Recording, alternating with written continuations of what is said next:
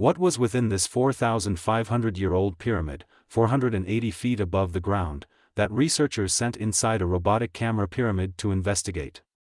The robotic camera came to a halt at one point due to the presence of a stone slab in front of it. Researchers felt that there was a secret hidden behind this slab that had been buried for 4,500 years. They were determined to learn the secret at any cost, so they placed a drill machine in front of the robot, which made a small hole in the slab of stone. A camera was now sent inside this hole, and it captured a scene across the slab that no one had seen in 4,500 years.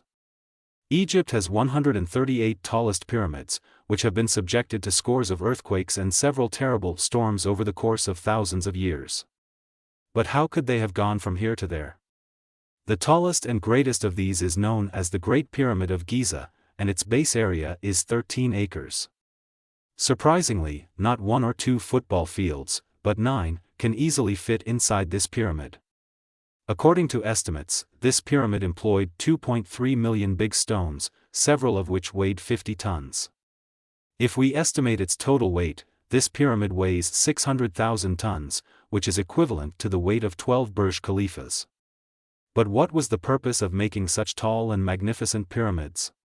Thousands of years ago, when humans did not have any tools, how were the walls of these pyramids leveled inch by inch? How were 50 tons of heavy stones cut into a square shape and brought to a height of 480 feet without a crane? Who were the engineers involved in making these pyramids, who set all their sides at an angle of exactly 51.5 degrees along with the earthquake proof? You will be able to know all this in today's video. So let's get started. For centuries, various research teams have been working hard to understand the construction technique of this pyramid, that after all, how exactly each side of this pyramid would have been set on the north, south, east and west without a compass. Many experts believe that the architects of that time must have first searched for a land that could bear the weight of millions of tons of heavy stones.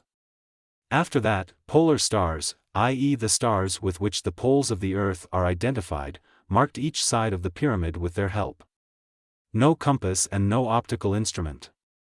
Only with this basic technique, the direction of this pyramid was set thousands of years ago, and that too with 0 errors. Challenge number 2. The next challenge was to level the ground. The 13-acre land on which this pyramid was to be built, if its level was even a little out, it would not have been possible to stand on this mountain of 23 lakh stones. Now, to level this land, the engineers of that time neither had a laser leveler nor a bubble level. Experts believe that water must have been pumped into it by drilling a hole on all 4 sides of the construction site. And then the level of water on one side would have been matched with the level of water on the other side. The part of the ground that would not be matching the level of water would have been leveled by cutting it with the help of a chisel and a hammer. Many experts believe that the ancient Egyptians also used this simple tool, which has a stone tied to a rope at the center of the wood on both sides. If the stone touches the ground and its rope is coming right on the center line, it means that the ground in the middle is perfectly leveled. The third challenge is the directions were now established on the pyramid construction site, as were the marks and the ground level.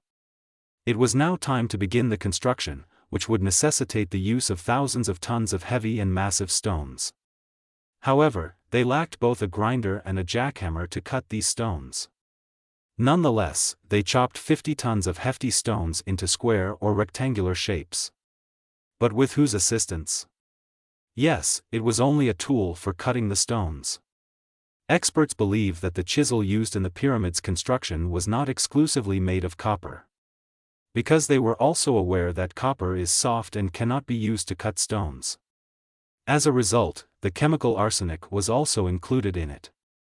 This chisel made of copper and arsenic was hammered on the stones with the help of wooden hammers, and after many hours of hard work, large stones were brought in shape. Challenge number 4 now, since this special type of stone, which is called limestone today, was being cut from the pyramid construction site Giza 250 kilometers away in the city of Torah. Now the problem was to transport this stone to Giza. Each stone was equal to 50 tons, i.e. 50,000 kilograms, which is equivalent to the weight of about 3 passenger buses. And such 23 lakh stones were to be used in just one pyramid. In those days, neither animals nor trucks could be used to transport so much weight. So if this work had to be done in today's modern era, the transport companies would have a very tough time. Surprisingly, this work was done with the help of workers and boats. Yes, the river between Torah and Giza was used and large boats were loaded with stones and transported to the pyramid site. Experts believe that this work was not so easy.